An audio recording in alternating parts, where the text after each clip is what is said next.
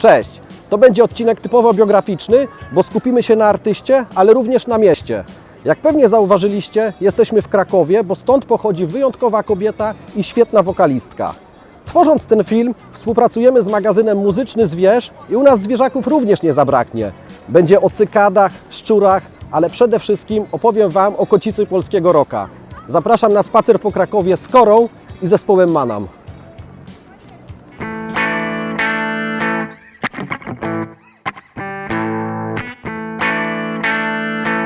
Tradycyjnie pod koniec tego odcinka zobaczycie rockowy kolaż Magdy, który podsumuje krakowski rozdział w życiu i muzycznej działalności Kory.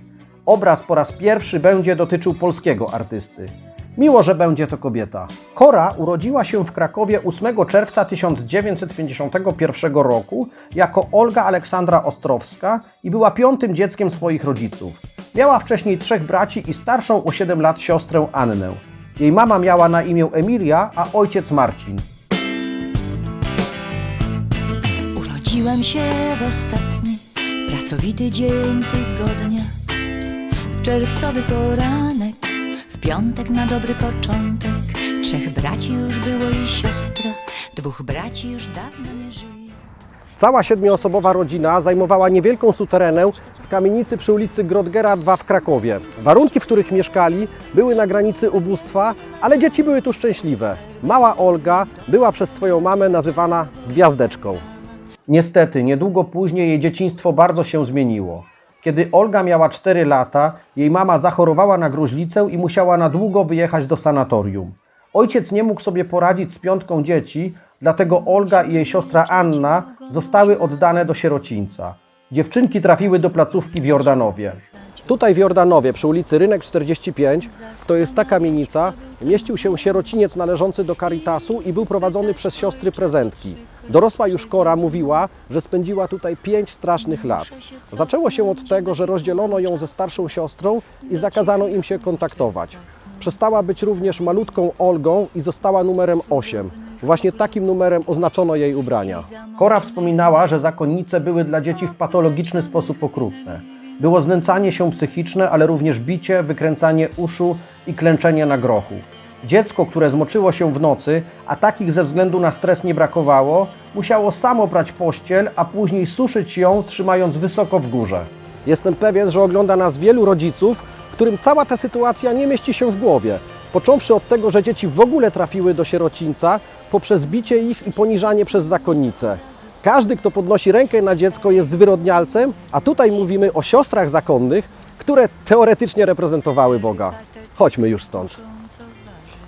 To jednak nie koniec traumatycznych przeżyć małej Olgi, bo później była jeszcze molestowana przez księdza. Czy w takim przypadku może dziwić to, że w dorosłym życiu Kora była ateistką? O Kościele katolickim mówiła, że to zakłamana instytucja przesiąknięta hipokryzją. Gdzie byłeś ty, który wszystko widzisz i który patrzysz na nas z dala?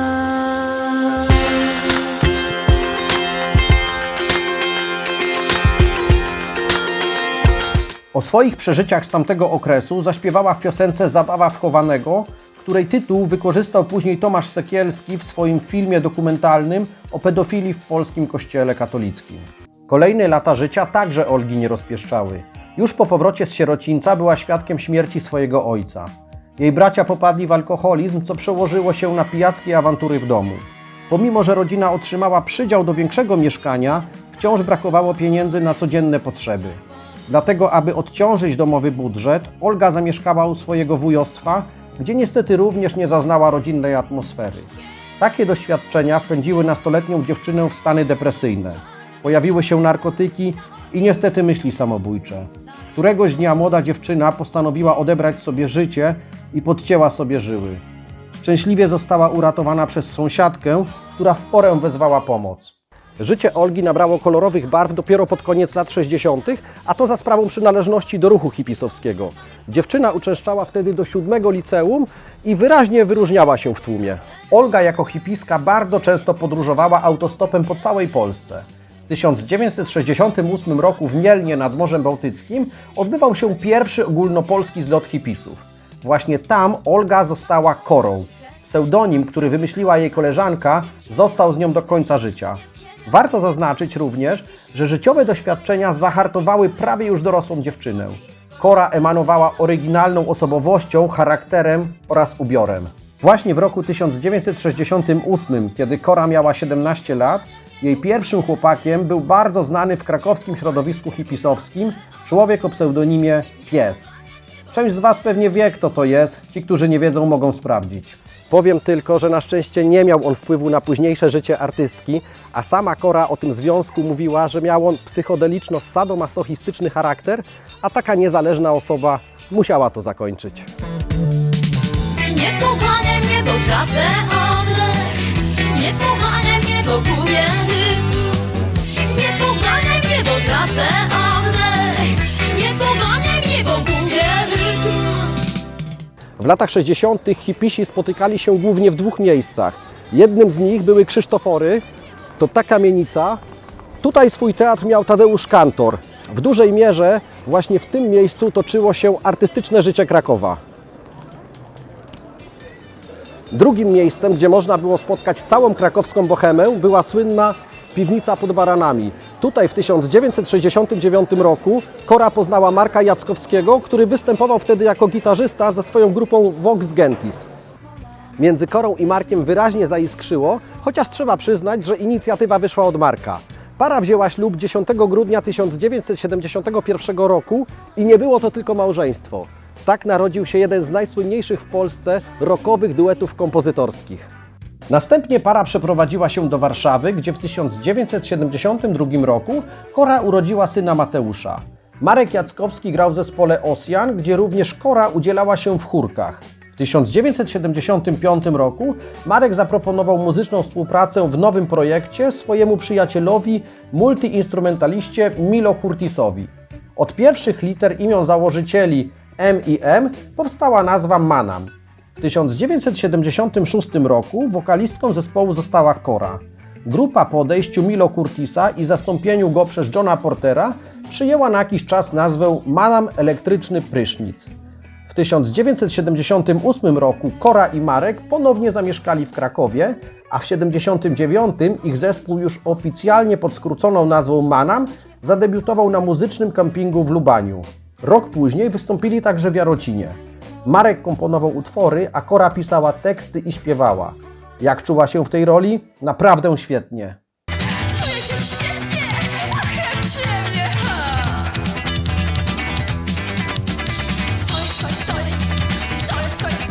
Prawdziwy przełom nastąpił w czerwcu 1980 roku, ale nie w Krakowie, a prawie 200 km stąd.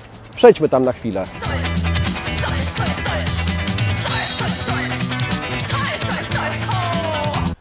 Przełomowy występ miał miejsce tutaj, na deskach Opolskiego Amfiteatru, podczas 18. Krajowego Festiwalu Piosenki Polskiej. Zespół Manam zaprezentował 2 utwory i wielokrotnie bisował. Jedną z piosenek była Żądza pieniądza, to takie ironiczne spojrzenie Cory na ludzi, których podstawowym sensem życia jest bogacenie się. Natomiast drugi utwór, znacznie bardziej przebojowy, ma ciekawą historię i inspirację. W Polsce pod koniec lat 70. modna była literatura iberoamerykańska, czyli utwory literackie stworzone w Ameryce Środkowej i Południowej. A jeżeli chodzi o modę, a dokładnie nowe trendy, zjawiska i fascynacje, to Cora była niczym David Bowie. Próbowała wszystkiego, co wydawało się jej interesujące. W ten sposób pewnego dnia w jej rękach znalazła się powieść, której autorem był argentyński pisarz Eduardo Gudinho Kiefer. Książka Żeby Cię lepiej zjeść opowiada historię młodych ludzi w Buenos Aires w 1969 roku oraz ich wchodzenie w dorosłość. Na kartach tej powieści znajdziemy fragment, jak Sebastian, jeden z bohaterów, przeprowadza wywiad z celebrytką Gladys, która mówi w ten sposób. Chcę jeszcze raz pojechać do Europy. Byłam już raz, wie pan, we Włoszech, u dziadków. Byliśmy ze 3 miesiące. Strasznie się wynudziłam. Nie mogłam się doczekać powrotu do Buenos Aires. Ale znów mam ochotę pojechać. Poznać Paryż, Londyn. Podróżować jest bosko. Więcej się można nauczyć jeżdżąc niż czytając, panie dziennikarzu. Co pani sądzi o mężczyznach? Ach, jaki pan jest ciekawski. Cora nieco zmieniła tekst, Marek Jackowski skomponował muzykę i tak powstał utwór Boskie Buenos. By jeszcze raz pojechać do Europy lub jeszcze dalej do Buenos Aires. Więcej się można nauczyć podróżować. szumiący podróżować jest prosto. Gdy pan pyta, co sądzą o mężczyznach, o proszę pana, jaki pan jest ciekawski. Naturalnie myślę o mężczyznach, ale teraz muszę jechać do Buenos Aires. Wiele osób, które oglądały ten występ na żywo bądź w telewizji, wspomina, że był to początek Manamomanii. Czuć było, że zaczęła się muzyczna rewolucja. Energia Kory, jej charyzma i wygląd w połączeniu ze znakomitą muzyką zespołu były doświadczeniem dotąd nieznanym w polskiej muzyce. Oczywiste było, że po sukcesie na festiwalu należało nagrać debiutancką płytę. Realizacja nagrań odbyła się w sierpniu i wrześniu 1980 roku, ale sam krążek zatytułowany po prostu Manam ukazał się rok później. Kora napisała słowa do wszystkich utworów, a muzykę skomponował Marek. Produkcję nadzorował Andrzej Poniatowski. W skład zespołu oprócz Kory i Marka weszli jeszcze świetny gitarzysta Ryszard Olesiński, którego brat Krzysztof zagrał na płycie partię basu, oraz człowiek, który odpowiadał za te znakomite bębny, Paweł Markowski. Ten album to klasyczne już dzisiaj dzieło złożone z hitów. Często zespoły pracują latami na taki sukces, a w przypadku Manam stało się to za pierwszym podejściem. Muzyka zespołu była nowatorska jak na tamte czasy i robiła wrażenie na wszystkich w branży. Nikt inny wtedy tak nie grał. Są tu utwory, które zna każdy, jak Boskie Bueno, Rządza Pieniądza czy Szare Miraże. No jest też mój ulubiony, postpunkowy, ale stworzony w autorskim, zupełnie niepodrabialnym stylu, czyli Oddech Szczura. A co ekipa techniczna sądzi? Który numer najlepszy na płycie? Oddech Szczura. Zgodny zespół.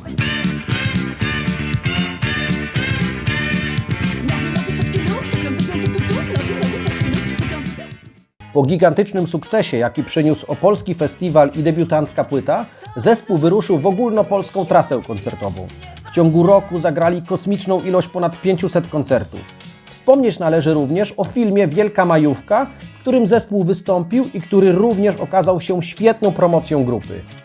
Kora stała się nie tylko sławną wokalistką, ale wręcz zjawiskiem. Bezkompromisowa, pewna siebie, z ogromnie silną osobowością, chętnie zajmowała swoje stanowisko w sprawach społecznych i nie przejmowała się krytyką, bo miała potężne poczucie własnej wartości. Takimi kobietami, instytucjami na światowej scenie były Grace Slick, Patti Smith i powiedzmy Stevie Nicks. Właśnie taką pozycję w Polsce miała Kora. Teraz chciałbym Wam przedstawić jeszcze jedną kobietę z Krakowa. Również odważną i z pasją, bo od podstaw stworzyła pismo Muzyczny Zwierz. To Ewelina Marek, redaktor naczelna tego fascynującego magazynu. Również Ewelina jest autorką określenia kocica polskiego rocka, którego użyłem na początku tego filmu. Natomiast w listopadzie na łamach Muzycznego Zwierza ukaże się pierwszy artykuł z cyklu Kocice polskiego rocka, czyli rock'n'rollowe historie królowych polskiej sceny. Oczywiście bohaterką pierwszej odsłony będzie Kora. Chciałbym również wspomnieć o wspaniałej ekipie Zwierza, ludziach, których łączy autentyczna miłość do muzyki, czemu wyraz dają w swoich pasjonujących artykułach, felietonach czy wywiadach. Sami możecie się o tym przekonać, pobierając magazyn za darmo. Link znajdziecie w opisie tego filmu. Wracając jeszcze do Eweliny, to jak sama nazwa jej pisma wskazuje, lubi zwierzaki. Natomiast jej ukochanym krajem jest Grecja. Dlatego też w tle słyszycie piosenkę Manamu o cykadach cykających na greckich wyspach Cyklada.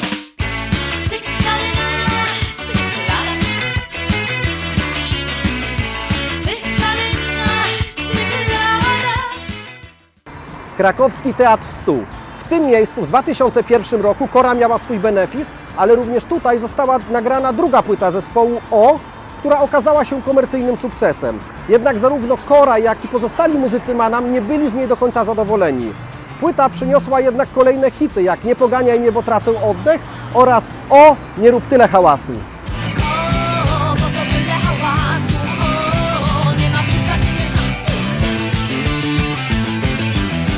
Skoro płyta O nie przypadła do gustu zespołowi, to kolejny album musiał być lepszy.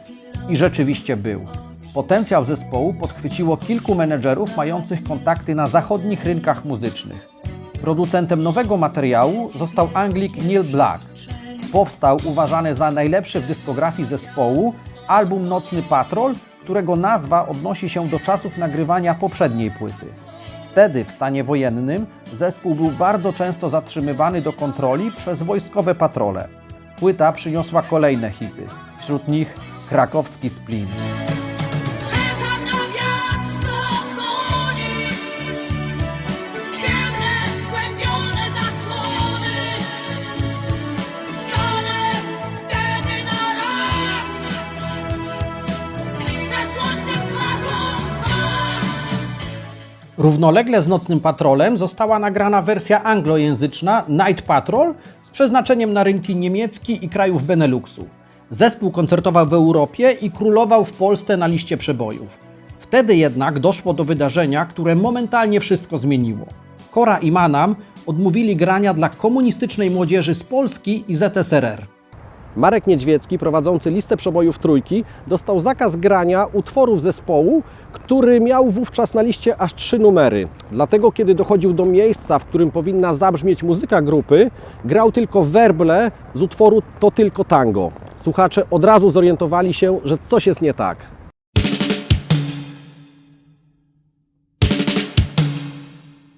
Po kilku tygodniach grania werbli karę dla zespołu zniesiono i już z całymi utworami wrócili na listę. Cała ta akcja jest dzisiaj symbolem dziennikarskiego sprzeciwu w reżimowych mediach. Teraz sprawdźmy, co o Korze przygotowała nasza polsko-węgierska kocica, mieszkająca na co dzień w Berlinie. Cześć Magda! Cześć! Klimat tego kolażu ma ukazywać silny charakter Kory, ale również jej kobiecość. Ulubionymi kolorami artystki zawsze były czarny i biały, postanowiłam jednak dodać więcej barw, bo szczególnie w latach 80. Kora jako seksowna, rockowa wokalistka była kolorowym ptakiem w szarej polskiej rzeczywistości. Mówiło się wtedy, że mężczyźni o Korze marzyli, a kobiety chciały być jak Kora. W kolażu nie zabrakło oczywiście panoramy Krakowa oraz nawiązania do słynnego utworu Manamu. Mam nadzieję, że kolaż Wam się podoba i do następnego razu. Setki wiraży, to człowiek tworzy metamorfozy. Tysiące twarzy. Rok 1984 był bardzo burzliwy dla Manamu. Kora i Marek Jackowski rozwiedli się, ale na szczęście wciąż współpracowali w zespole. Partnerem Kory, a wiele lat później również mężem, został Kamil Sipowicz. Pomimo nagromadzenia emocji i ciągłych tras koncertowych udało się nagrać kolejny bardzo dobry album Mental Cat, który doczekał się również swojej anglojęzycznej wersji Wet Cat. Z tej płyty pochodzi wielki przebój Luciola.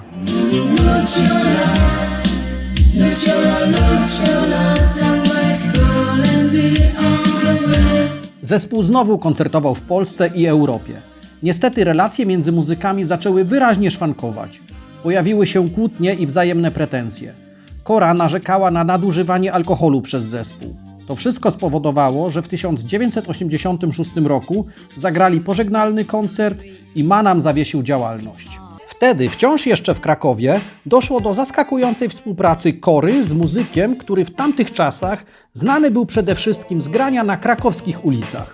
Maciej Maleńczuk, bo o nim mowa, śpiewał również w zespole Pudelsi, którzy razem z Korą postanowili stworzyć album w hołdzie tragicznie zmarłemu artyście z Krakowa, Piotrowi Markowi. Płyta Bela Pupa zawiera zupełnie inną muzykę niż tą, z którą kojarzymy Manam, ale dzisiaj album ten ma status kultowego.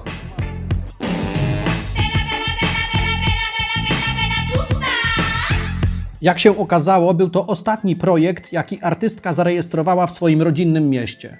To był czas zmian w życiu Kory, ale również w historii naszego kraju. Dopiero w wolnej Polsce artyści oprócz sławy mogli dorobić się również większych pieniędzy. Wiatr zmian, co oczywiste, najmocniej był odczuwany w stolicy. Niedługo później Kora wraz z Kamilem Sipowiczem przeprowadziła się do Warszawy, gdzie kontynuowała swoją karierę i gdzie reaktywował się zespół Manam. Jednak już na zawsze pozostanie kojarzona z miastem, w którym się urodziła i z którego wyruszyła na rockowy podbój Polski.